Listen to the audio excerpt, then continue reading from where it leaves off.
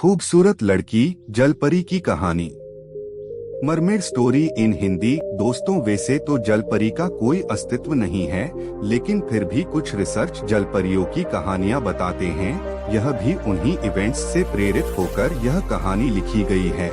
मुझे उम्मीद है आपको यह कहानी पसंद आएगी। एक बार एक लड़का जिसका नाम रोहित था, समुद्र के किनारे बैठकर पानी की लहरों को उछलते हुए देख रहा था। तभी अचानक समुद्र के बीचों बीच एक खूबसूरत लड़की नजर आती है और फिर अचानक वापस पानी में चली जाती है। लड़का यह देखकर आश्चर्यचकित हो जाता है।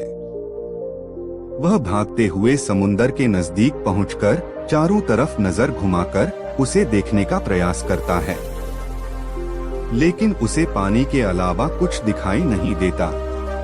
बहुत देर के बाद वह निराश होकर घर वापस आ जाता है। उसे लगता है कि यह उनका भ्रम होगा। भला समुंदर के इतने अंदर कोई कैसे तैर सकता है? रोहित के पिता एक जीव वैज्ञानिक हैं और उसकी माँ एक घरेलू महिला है। सुबह उठने के बाद रोहित की माँ उसे नाश्ता करने के लिए उसके कमरे से बाहर बुलाती है। रोहित अभी भी सो रहा होता है। माँ उसके कमरे में जाती है और उसे उठाते हुए कहती है, बेटा, इतनी देर तक क्यों सो रहे हो? रोज तो तुम जल्दी उठ जाते हो। रोहित आंख मलते हुए जवाब देता है, माँ, मैं रात भर सो नहीं पाया। माँ ने बेटे से पूछा, क्यों बेटा, क्या हुआ? कोई परेशानी है क्या? रोहित ने समुंदर वाली बात माँ को बता दी, लेकिन माँ ने अपने बेटे की बात को नजरअंदाज कर दिया। उसे भी लगा कि यह उसके बेटे का भ्रम होगा। नाश्ते के बाद रोहित तैयार होकर समुद्र के किनारे पहुँच जाता है। उसे पूरी उम्मीद होती है कि आज भी उसे वह लड़की दिखेगी, और होता भी कुछ ऐसा ही है। अचानक समुंदर के बीच में से दोबारा उसे वही लड़की नजर आती है और रोहित के चेहरे में खुशी झलकने लगती है। वह भागते भागते समुंदर के नजदीक पहुंच जाता है। रोहित जोर से आवाज लगाता है, कौन हो तुम? क्या नाम है तुम्हारा? लेकिन वह कोई जवाब नहीं देती और समुद्र के अंदर चली जाती है। रोहित उसके इंतजार में शाम तक बैठा रहता है। कई घंटों इंतजार के बाद रोहित हताश होकर अपने घर वापस जाने लगता है। तभी शांत समुंदर में एक बड़ी सी लहर दिखाई देती है और तभी वह लड़की रोहित की तरफ एक मोती फेंकती है, और रोहित जैसे ही उस मोती को उठाता है, मानो उसे उस लड़की के बारे में सारी बातें पता चल जाती है। रोहित को ऐसा लगता है जैसे उस लड़की से उसका कई वर्षों का रिश्ता है। उस मोती की वजह से रोहित उस लड़की के दिमाग में चल रही बातों को भी महसूस करने लगा। रोहित शाम होने के बाद घर आ गया, लेकिन उसका मन समुंदर के किनारे ही लगा था। दूसरे दिन सुबह उठते ही रोहित समुद्र जाने को तैयार हो गया। उसकी माँ ने उसे नाश्ता करने को कहा, लेकिन काम की जल्दी बताकर वह घर से निकल गया। रोहित को उस लड़की के दिमाग के संकेत समझ में आने लगे थे। उसे एहसास हो रहा था कि वह लड़की उसे बुला रही है, और रोहित समुद्र के किनारे पर पहुंचते ही जोर से चिल्लाने लगता है, मैं आ गया, कहाँ हो तुम? लेकिन समुद्र में कोई नजर नहीं आता है। सुबह से शाम हो जाती है, लेकिन आज रोहित को वह लड़की नजर नहीं आती। रोहित उदास मन से अपने घर पहुंचता है। तभी उसके पापा अपनी अनुसंधान केंद्र प्रयोगशाला जा रहे होते हैं।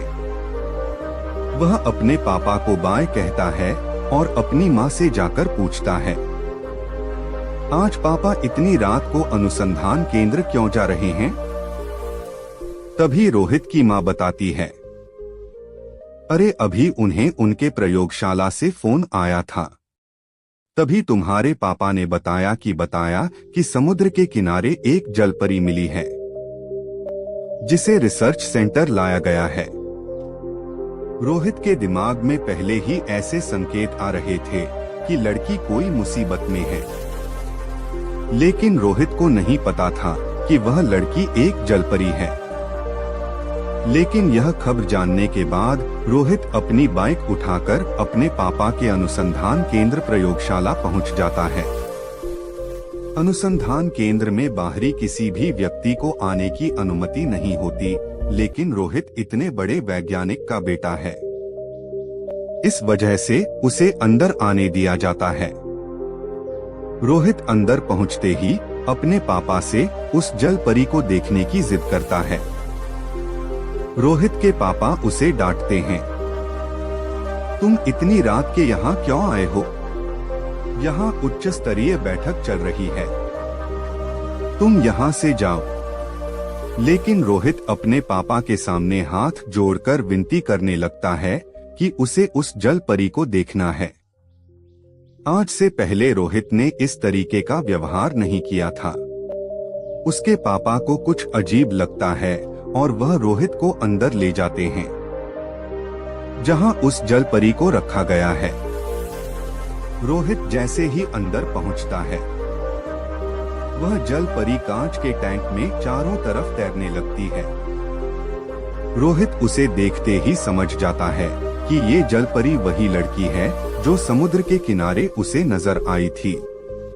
तभी जल परी प्रेम भरी आंखों से रोहित की ओर देखती है और रोहित दौड़ते हुए कांच के टैंक के पास पहुंच जाता है। रोहित जल परी की आंखों में लाचारी देखता है और सोचता है, इसे यहाँ से बाहर कैसे निकालूं? तभी रोहित के पापा उसे प्रयोगशाला से बाहर जाने को कहते हैं। रोहित आंखों के इशारे से जल परी को बाय कहता है। अब वह जल परी के दिल की बात भी समझ पा रहा था। वह बहुत तकलीफ में थी। वह आजाद होना चाहती थी, लेकिन इतनी उच्च सुरक्षा के बीच में से जल परी को आजाद करना नामुमकिन है।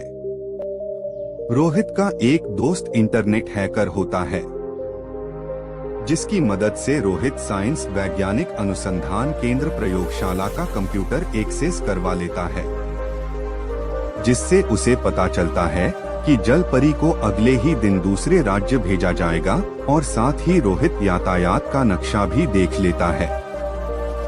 वह अपने दोस्त के साथ उस जल परी को आजाद करने की योजना बनाता है, जिसके लिए वह एक ट्रक ड्राइवर और एक गोताखोर की मदद भी लेता है। योजना के अनुसार रोहित अपनी टीम के साथ दूसरे दिन ओवरब्रिज के पास इंतजार करता है। जैसे ही अनुसंधान केंद्र की गाड़ी जलपरी को लेकर समुद्र के ऊपर से गुजर रही होती है, रोहित ट्रक ड्राइवर को इशारा करता है और वह जलपरी ले जाने वाली गाड़ी को धक्का मार के पुल से नीचे गिरा देता है। और जैसे ही ट्रक समुद्र की गहराइयों में जाता है, वह गोताखोर ट्रक के गेट को ऑटोमेटिक कटर से खोल देता है। गेट खुलते ही कांच का एक्वेरियम पानी में तैरते हुए नीचे जाने लगता है और जैसे ही एक चट्टान से टकराता है और चारों तरफ कांच के टुकड़े पानी में बिखर जाते हैं। इसी बीच खूबसूरत जलपरी दिखाई देने लगती है। गोताखोर अपना काम होने पर समुद्र के किनारे पहुंचकर रोहित को सब कुछ बता देता है। जलपरी के आजाद होने की बात सुनकर रोहित समुद्र के किनारे उछलने लगता है। तभी वहां रिसर्च सेंटर के सुरक्षा अधिकारी आ जाते हैं और उसे गिरफ्तार कर लिया जाता है।